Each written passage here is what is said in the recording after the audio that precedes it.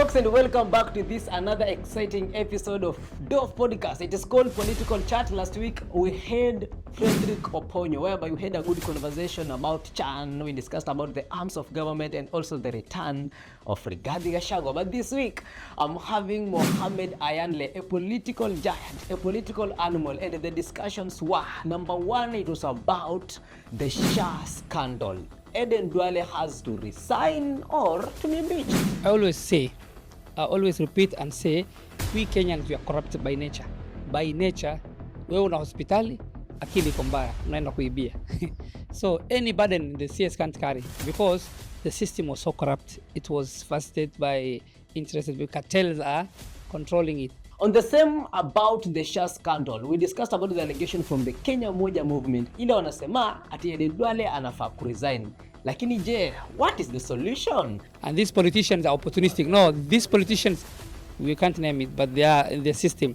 Ni matenders, wale wanachukua matenders, those who are stealing, wengine wako na mahospitali. No, there's a way of defraud the government. You understand? If you want to steal, si utakuja na njia. Do you have the right to get rid of those cartels? Of course, he's really fighting them because these people are well organized. And lastly, we talked about the 2010 constitution. Jay, do we have democracy in our constitution? Join me, Daniel Kihoro, alongside my co-host Mohamed Ayanle, whereby we delve into this amazing discussion. And if you have not subscribed, please make sure you have subscribed, like, and share. Come along with us. This is Dove Podcast, crafting stories, building brands.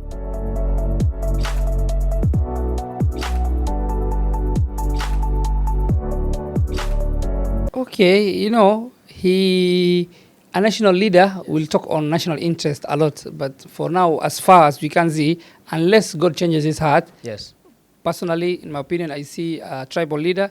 He leads a mountain. He was fighting for the kingmanship of the Mount Kenya. Yes. But now, since he's almost 80% getting he's the kingpin of Mount Kenya. Mount Kenya politics. Yes. I think it's high time he changes his tune. He becomes national leader. He does not threaten other tribes, or other tribes don't see him as a threat to their existence. Here in Kenya, we have 42 tribes. We coexist peacefully, from the Taitas to Somalis to Turkanas, to Mount Kenya, the Mount Kenya people, all we coexist. However much we dominate each other, but let's have a time and peace, and everyone should be united in this country. But the moment we bring my tribe, everyone feels superior to his tribe. The people from coast will feel the Giriamas, the Taitas, that they're the super race. Someone else in Mount Kenya sees himself as the only existent here in Kenya. The rest are to follow. No, we respect each other. A leader must be respecting others for them to follow his way. So I think, to my opinion, I don't see my national leader. He just, I don't know, he's making a lot of bravado and stance, posturing a lot in terms of where he's coming from. He fought hard, tooth and nail, to get the kingmanship in Mount Kenya. Okay. He got it already. Yes. You have mentioned a very nice point whereby you have said that he's seeking support from Mount Kenya. He wants to be the kingpin of Mount Kenya. Already, almost. I want to get this clarification. Don't you feel that Rigathi is trying to look for numbers so that when it comes to matters bargaining power, he can say that I'm the kingpin of Mount Kenya and not a tribal as people are saying? Do you know that the biggest, who is going to be the happiest person to compete against is Ruto versus Gachagua for the presidency? For example, Ruto will be so happy he'll walk over because Gachagua doesn't have a national appearance. He'll get the votes from Mount Kenya, yes, but next who is going to pack? And between you present let's assume two devils on a table, people will take the lesser devil and the most. So you want to win between Rigathi and Ruto? Both of them are devils, but we have... Let's not assume both of them in the eyes of the public. Let's assume they are devils. Okay. Or they are bad in terms of image. Yes. People will have to make a choice. I think the best choice who is going to win 80% will be Ruto. Okay. Because the devil is better than the angel. You don't know. So I think Gachagua will have... And to his ego, I think where he's heading, if the court uplifts him, he will say that kina Kalonzo, kujeni nisapotieni, sijui nini. And then Kalonzo will atasema kati ya Ruto na Uhuru, who I'm going to support. If Gachagua is disturbing Ruto this way, what if he's a president?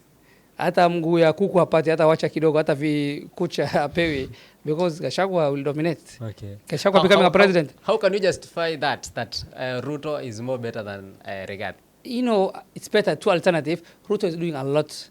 However much, you know, he's making a lot of changes. Yes. The economy is doing a bit better in terms of stability. It was its own needs. There's a lot. The SHAA is also working. We're going to come and discuss. Although it has saboteurs, those who are destroying the project within, they don't want, you know, any change people don't want. The moment you bring change, unasimamisha pipes za watu wengine. Yes. Kuna watu walikuwa nakulia hii maisha na sasa e-citizen mara unafungia. Those who used to have tenders, contracts. But you know, hapa pia SHAA, yes. Kuna watu walikuwa under NHIF, they were milking, the Ministry of Health was a cash cow. Sasa ukifunga hayo taps zote. But Mr. Mohammed, you are judging from one side. How can you judge that way? Unafikiria tukipatia, unajua tujipatia Rigathi bado hiyo nafasi. Yenye pia tukiweza mpatia, unajuaje pia ikipatiwa atafanya zaidi vizuri kushinda? No, to him he's a truthful man. You know, he's a truthful man. Let's act him. Truthful man. Everything will take to Mount Kenya. We'll have a feature. What about us? We are going to eat what? Other tribes. Specifically, I think if he gets into a president, I don't know where we are going to go. The northeastern people. Okay. All of us will be labeled another name. I don't know. Already now he's labeling us a bit. Mohammed Kihora. No, he's labeling us other names of, you know, I don't want to name here. The northern people are, if you go and meet them, it's illegal to meet them. Ruto went in to meet for the first time in almost 60 years. No president stepped in there, those areas, let's assume. Northern area. Okay. Ruto alienda Mandera, akaenda kufungua project. Kuna hiyo barabara watu walimcheka kuanzia Isiolo nini. Yes. It's now almost 100 km, I don't know, something like that. 156. Ilifanywa, si ndio? 1000 km, yes. Already imeanza. Yes. That's like a childhood dream. So for us, a president who's doing, let's assume all the options on the table are not our people. They are people. You know, in Kenya, in politics, there are those who will be used like maths. There are those who will be used like no maths, you understand? Kuna watu, but there are those who will go inside and watakalia kwa kiti, si ndio? Yes. But other tribes will help, si ndio? Okay. So we are there to help the next government, if it's going to form, as long as the people of northern interests are taken care, the roads, the water, the basic things. Okay. We request and devolution. Yeah. Okay. Still on the interview that he had, he was being asked about the statement he made while he was in the USA, and he said that President Ruto was with Al-Shabaab leaders, but he was asked to provide the proof, and he said that he don't have the proof, and President Ruto is the one to provide. Okay. Yeah. So, what's your point on that? Do you want to say that? Okay, can you clarify and say that Rigathi is not truthful as we say? No, just it's called you know, a statement made under emotional charged person who's bitter, who until now he's coming to he does not come to reality to his removal in office. He's still dreaming. Yes. Because it bado inamuuma kuwa ametolewa kwa ofisi. But that does not mean that he used to be on the national what do you call the national unity. No, the national security. Okay, security. What is it called? He was part of the national. Because he was in the executive. Remember? Executive. Yes, so he used to have those other things. But now talking those things, the layman outside will feel whatever Gachagua was speaking is true, because he once used to be in the system. Now anything he utters carries a weight.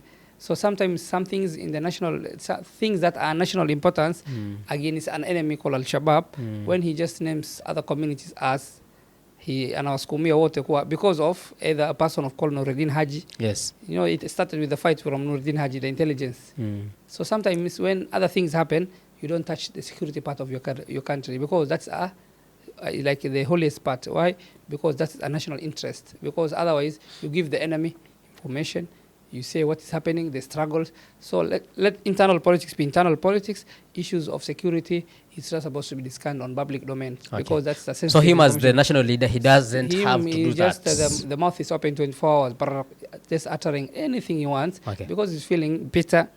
But God will heal him. If he wants to be a president, he has the right to stand, as long as the courts clear him. Then if we have two alternatives in future, I'm saying here 2027, Ruto versus Gachagua presidency. Yes. Gachagua, Ruto is more better than Gachagua. Yeah. Who? Yani Ruto No, is more Gachagua is better popular. than Gachagua. Of course, Yes. Gachagua is popular from Yes. the mountainside. Other Okay. tribes, Okay, they they'll doesn't. see this man. This is a Okay. madman. He just talks a lot. You know, for you to gain power, 48 laws of power is you don't. Sometimes he did the violation. He outshone his boss. He tried to become the president. Yes, Like yes, he's going to, if he has a presser, he's going to have a presser. Yes. You know, sometimes he could not wait. Ruto was smart when under Uhuru. He could hide. You must be humble. You have to be humble. Yes. Mkubwa wangu. Yes. But you know that you are heading to be president in Kenya. You must just, you know, but this guy just came out with from one-term MP, Yes. one-term vice president, a quarter-term a vice president, I think. One-term, not even one-term. One-term MP, a quarter-term, Quarter-term, vice president.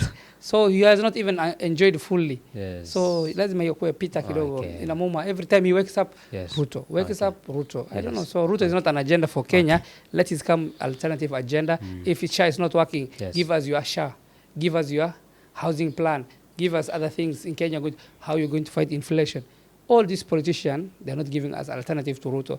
They wake up one term. You sleep one term, you wake up one term. What does that show? Those one term, itawafagilia. Okay. The master will do his mathematics and Yes. atawatupa asubuhi mapema. Okay. I just want to assume that maybe the statement that he made it is true. It might be true or not true. How is that going to affect the public trust to the office of the president?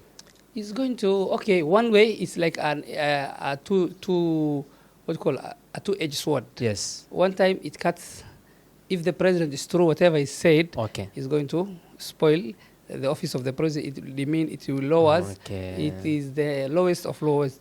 But 80%, if it's just lies, it's just a made up information or made up lies. Yes. I think is going to erode also the trust of the presidency. People will assume, anything a leader says, it will erode also the public trust on the presidency.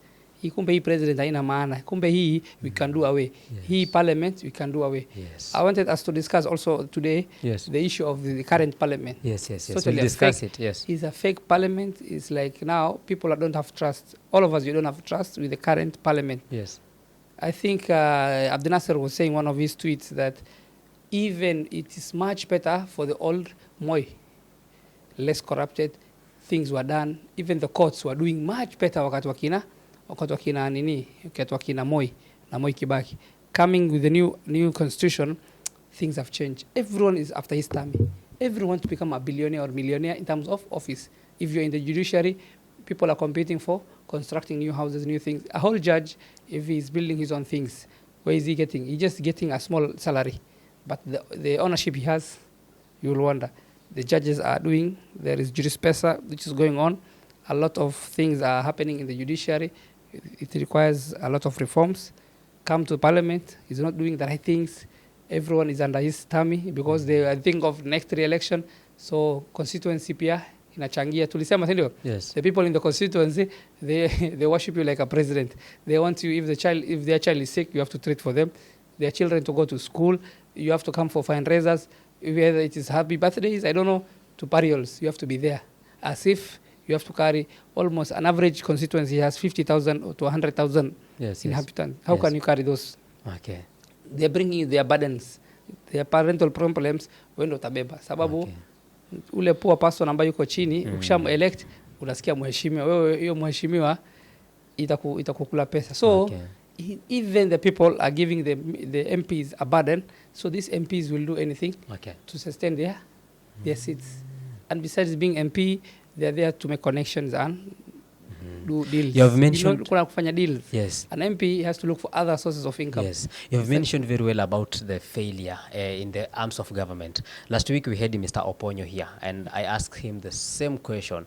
Which arm of the government does he feel that it has failed in his role or on its role? And he said that he feels that the executive is the only arm of government that it is working. To your opinion, which arm of the government do you feel that it's working? To my opinion, yes, the president a bit is trying his best. Kenya, unajua, every decision has a consequences. Itafurahisha wengine na haitafurahisha, but he is trying his best. The president is trying his best, but we give him. There's also this downside and the negative side. But the judiciary is open. Since the devolution started, Judiciary is no longer the old judiciary. Judges are no longer listening. They are talking a lot of other things. So a lot of heavy corruption is happening. You can win a case in the judiciary as long as you're well facilitated. Yes. Yes. So mwenye kukosa haki ni mnyonge. The justice is not there. Maybe judges are competing to have high-rise buildings. How does a mayor judge having a basic salary acquire all those things? Okay. Something must be happening somewhere. So judiciary for you, also you back him. You mean that judiciary is working. So according to your statement, your opinion, and also for Oponyos, you are on the same executive. The executive is working. And the president, in fact, is compared working. To the other two arms of government. That is the legislature. Those are now like they use like toilet paper. Any wanatumika kidogo for anyone coming in. Haya, you have talked. We want us now to get a clear picture. You have said very well that there's a lot of corruption in lawmakers. Those are the MPs, the legislature. Yeah. And remember, the legislature consists of to the Senate and the National Assembly. Yes. So, do we need to have 47 counties? I think, to me, since devolution happened, the best thing Kenya had is the 2010 Constitution. At that time, I was somewhere. I was a student, alhamdulillah. But after 15 years later, a lot of things have changed. Corruption has skyrocketed like any other place. The country can't carry the burden of 47 counties. The governors are eating left, right, center, whatever they're supposed to develop their counties. Yes, 80 to 70% of them are indulging deals. You understand? For you to become a governor, you campaign with huge resources, not less than 2 to 3 billion in terms of your campaign. How will you recover your money?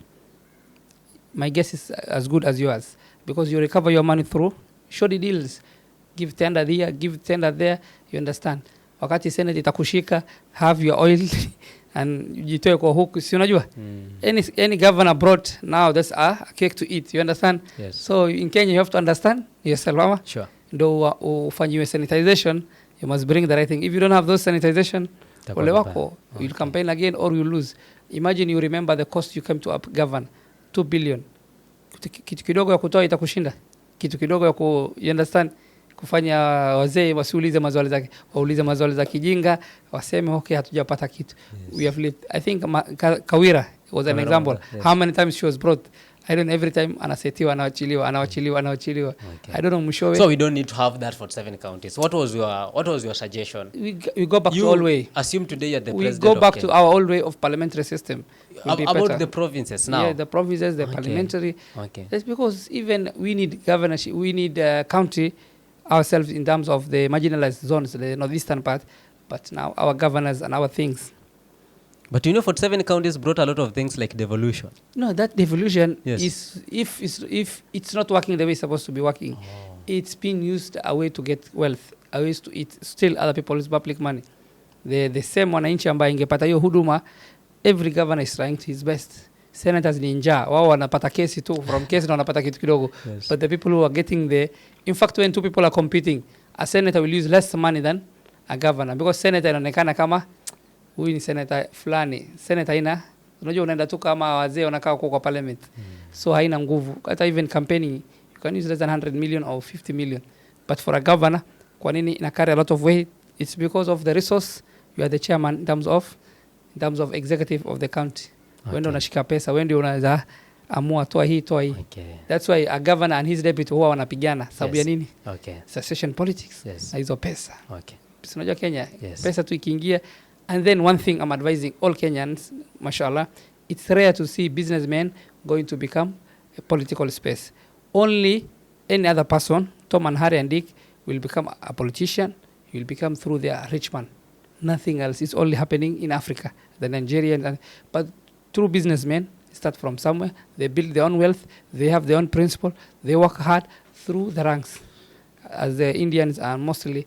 But ukiona tu mtu ameenda siasa, he's looking for deals because he has not made in life. The only way he can make life is through stealing.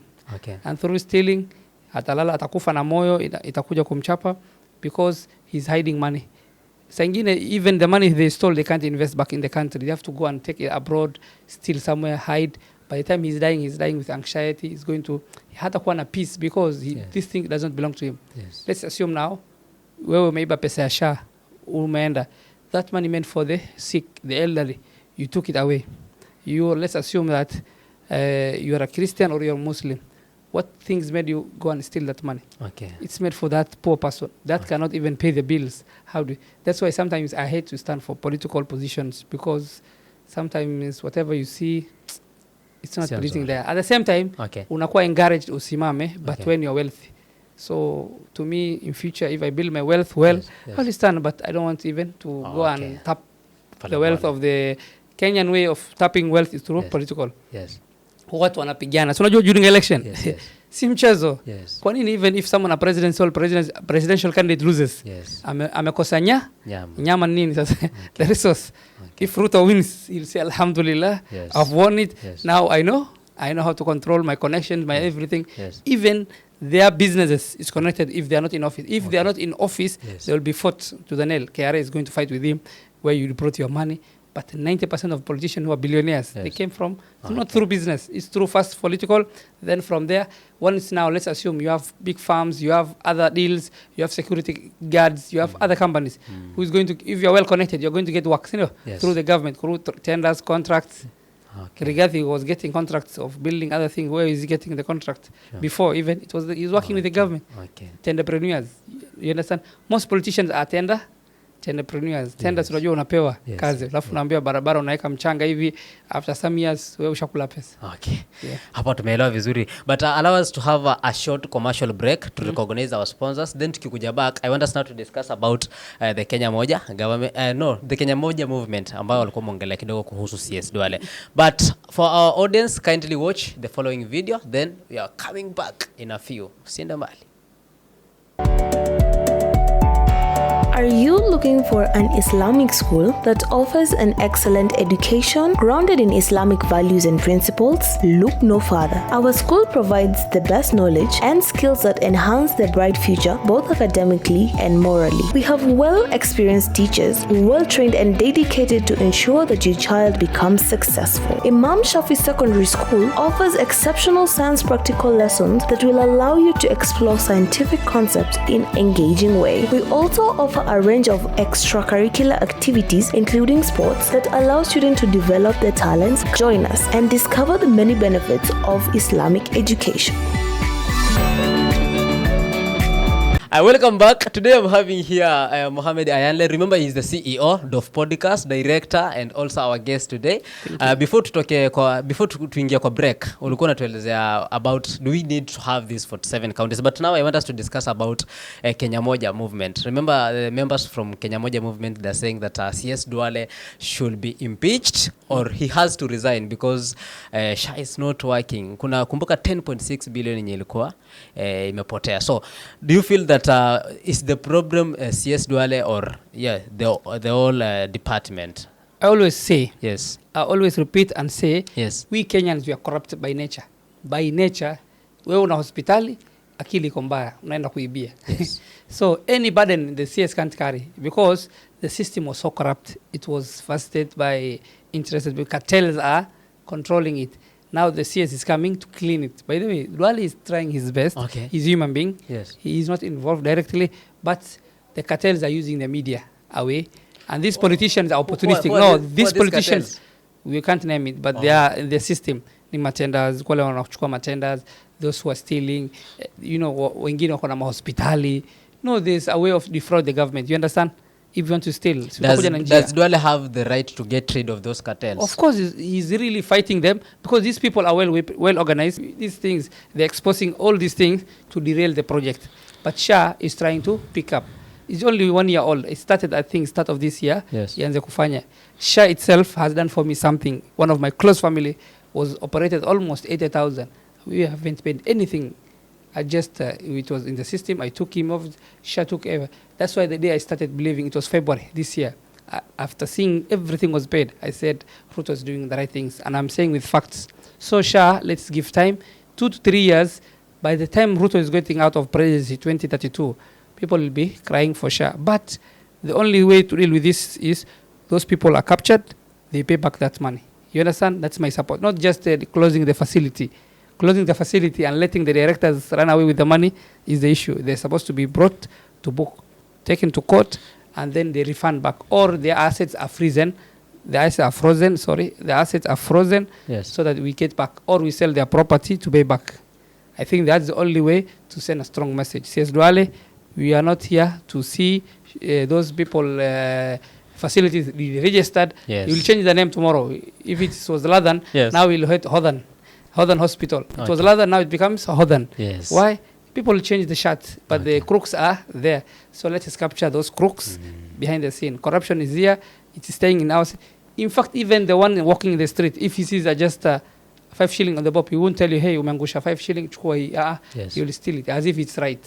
So Kenyan, we are entitled to steal. Okay. So these leaders who are wanabweka nje, Yes. if given the opportunity, Yes. they will fatten very fast themselves. So Okay. they will enrich themselves. So no innocent Kenyan is here. There's only one person watu wengi wamekubaliana. It was Professor Yes. Kibwana Kifudha Kibwana. Yes. Jamaa was done. All people from all opponents were saying he's the only governor ambaye alifanya kazi nzuri. Okay. But such a people won't get near to power. The crooks have the control. You understand? The stronger you can speak, the stronger you can control your tribe, the more you can say bravado. You know, the likes of Gachagua, the likes of Ruto, those strong men will become president. Wewe ambao sisi tuko hapa ni uongo, si ndio? Yes. Yeah. Okay.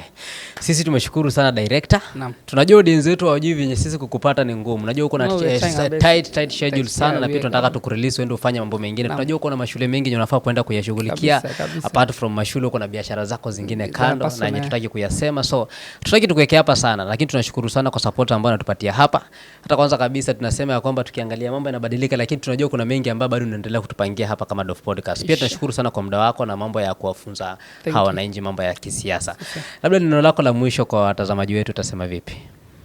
For our audience, I'm saying this message goes to those who fraud people, the fraudsters in the SHAA system.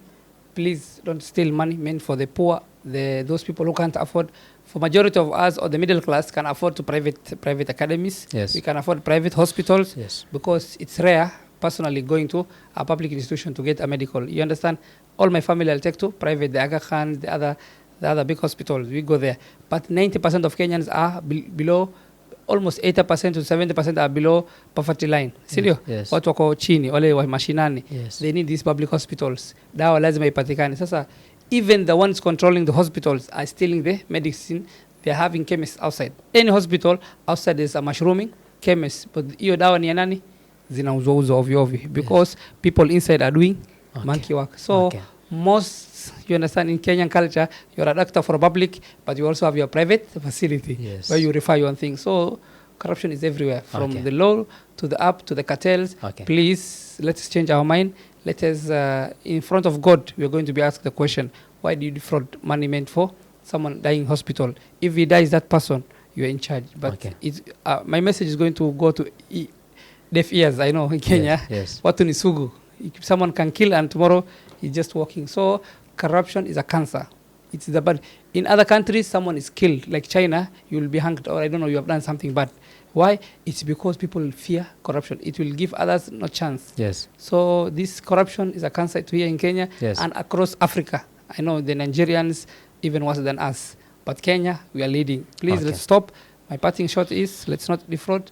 Let's work. Let's respect our president. Yes. And everyone will have a time. Yes. And no one is an angel. If this president is removed from office, those who are replacing are neither our alternatives. Yes. So when we are given 3 alternatives, all of them are the worst. We'll choose the one we know. Yes. And that is none other than Ruto. Okay. Thank you so much, Director. I hope we will see you next week. Thank you. As we'll be discussing more on this show.